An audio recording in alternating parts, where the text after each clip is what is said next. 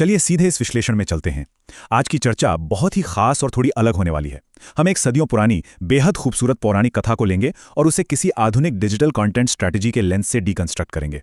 सुनकर थोड़ा अजीब लग सकता है ना, पर आज हम यही करने वाले हैं। एक प्राचीन कथा के एक-एक हिस्से को अलग करके उसके मुख्य नैरेटिव बीट्स को समझेंगे। ये विश्लेषण दरअसल एक व्यूअर रिक्वेस्ट पर आधारित है। तो चलिए शुरू करते हैं और देखते हैं कि पुराने जमाने की कहानियां आज की मॉडर्न डिजिटल दुनिया को क्या सिखा सकती हैं। तो इस सब की शुरुआत हुई एक सीधी सी रिक्वेस्ट से।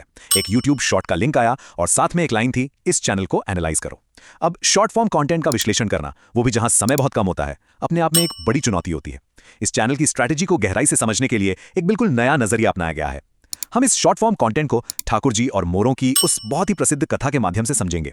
ये एक परफेक्ट मिसाल है कि भले ही आज कहानी सुनाने का तरीका या फॉर्मेट बदल गया हो, लेकिन उसकी मूल संरचना जो सीधे दिल पर असर करती है, वो आज भी बिल्कुल वही है। अगर हम ठाकुर जी की इस कथा को ध्यान से देखें तो ये सच में स्टोरी टेलिंग की एक मास्टर क्लास है। इसको हम 3 कोर इमोशनल बीट्स में बांट सकते हैं। स्टेप 1 है बंसुरी की धुन, जिसे आज की भाषा में हम दहुक कहते हैं। स्टेप 2 है मोरों का नृत्य, जो रिप्रेजेंट करता है एंगेजमेंट को। और स्टेप 3 है मोर पंख का उपहार, जिसे हम वैल्यू एक्सचेंज कह सकते हैं। किसी भी सक्सेसफुल और वायरल कंटेंट की बुनियाद यही 3 कदम होते हैं। तो आइए देखते हैं कि कथा में ये स्टेप्स कैसे आगे बढ़ते हैं। चलिए आते हैं पहले पड़ाव की तरफ, the hook, divine melody. Subtitle है कैप्चरिंग द ऑडियंसेस अटेंशन। कहा जाता है कि गोवर्धन की पहाड़ियों पर जब ठाकुर जी ने अपनी बांसुरी की मधुर तान छेड़ी तो पूरा का पूरा जंगल मंत्रमुग्ध हो गया। कंटेंट स्ट्रैटेजी की भाषा में सोचें तो ये गोवर्धन की पहाड़ियां एक प्लेटफॉर्म की तरह हैं और बांसुरी की वो धुन एक दमदार हुक है, एक ऐसा आकर्षण जो तुरंत सबका ध्यान अपनी तरफ खींच लेता है। जब धुन शुरू होती है तो आसपास की बाकी सारी आवाजें और ध्यान भटकाने वाली चीजें जैसे गायब हो जाती हैं। एक परफेक्ट हुक वही होता है जो पहले ही पल में दर्शकों को ठहरा दे और उन्हें आगे सुनने या देखने पर मजबूर कर दे। हुक के बाद आता है अगला important phase, peak engagement, joyous dance, यानी रिटेनिंग द ऑडियंस। देखते हैं कहानी में ध्यान आकर्षित होने के बाद क्या हुआ। ध्यान खींचने के बाद असली कमाल तब होता है जब डीप कनेक्शन बनता है। कहानी में जंगल के सारे मोर उस मीठी धुन की तरफ खींचे चले आए और वो सिर्फ वहां रुके नहीं, बल्कि उन्होंने बेहद खुशी में झूमकर नाचना शुरू कर दिया। एंगेजमेंट का चरम बिंदु तब आया जब खुद भगवान उस अद्भुत नृत्य में शामिल हो गए। इसे डिजिटल कंटेंट के चश्मे से देखें तो मोर हैं हमारी ऑडियंस। जब कंटेंट सच में दिल को छूता है तो लोग सिर्फ चुपचाप देखते नहीं हैं, वो उसमें शामिल होते हैं, अपनी प्रतिक्रिया देते हैं। और जब क्रिएटर भी उसमें हिस्सा लेता है तो एक पीक एंगेजमेंट क्रिएट होता है।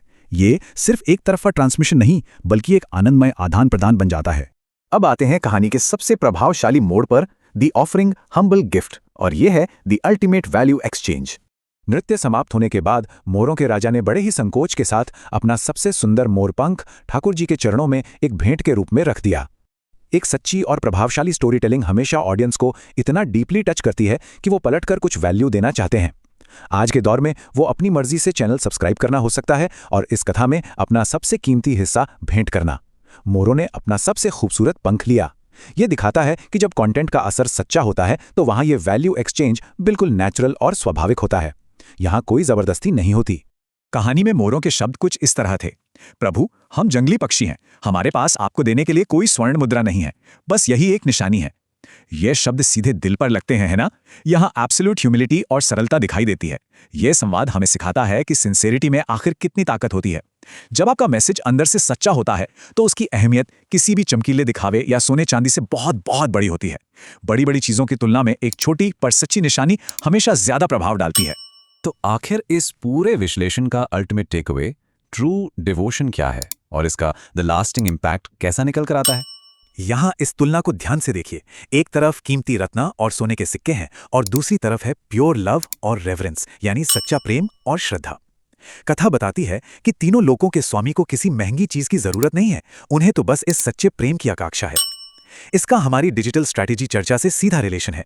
किसी भी कंटेंट या संदेश की वैल्यू उसके हैवी बजट से तय नहीं होती, बल्कि इस बात से तय होती है कि उसमें इंटेंशन कितनी सच्ची है। बड़ी प्रोडक्शंस और महंगे सेट एक तरफ और एक प्योर ऑथेंटिक कनेक्शन दूसरी तरफ, हमेशा जीत सच्चाई और सरलता की ही होती है। और अब कहानी का अंतिम दृश्य देखिए। ठाकुर जी मुस्कुराते हैं और उस पंख को उठाकर अपने मुकुट में सजा लेते हैं। उन्होंने सिर्फ एक उपहार स्वीकार नहीं किया, बल्कि उस सरलता को सबसे ऊंचा दर्जा दे दिया। आज तक वही साधारण सा मोरपंख उनके मुकुट की सबसे बड़ी पहचान है। सिंप्लिसिटी की इससे बड़ी मिसाल और क्या हो सकती है? जब एक ऑथेंटिक और सरल प्रयास दिल से किया जाता है तो वो ऑडियंस के दिलों पर एक ऐसी छाप छोड़ता है जो हमेशा के लिए यादगार बन जाती है। ये मोरपंख उस लास्टिंग इम्पैक्ट और सच्ची एंगेजमेंट का सबसे बड़ा प्रतीक है। तो आखिर में इस पूरे विश्लेषण को इस एक जरूरी सवाल के साथ कंक्लूड करते हैं। आधुनिक डिजिटल स्टोरी टेलिंग शुद्ध श्रद्धा और सरलता की इस सदियों पुरानी ताकत से क्या सीख सकती है? हमने शुरुआत एक छोटे से YouTube शॉर्ट चैनल की स्ट्रैटेजी को समझने से की थी और देखिए रास्ता हमें इस खूबसूरत और गहरे संदेश तक ले आया। चाहे माध्यम कोई भी हो, एक बांसुरी की मीठी धुन से लेकर किसी वीडियो के पहले 3 सेकंड्स तक बेसिक प्रिंसिपल्स वही रहते हैं। सच्चाई और सरलता हमेशा सबसे बड़ा प्रभाव छोड़ते हैं। आगे जब भी कोई कंटेंट बनाया जाए या देखा जाए तो उसमें उस मोरपंख जैसी सरलता और लगाव को जरूर ढूंढने की कोशिश की जा सकती है। यह विश्लेषण यहीं समाप्त होता है और उम्मीद है कि इसने डिजिटल कंटेंट को देखने का एक नया और मजेदार नजरिया दिया होगा।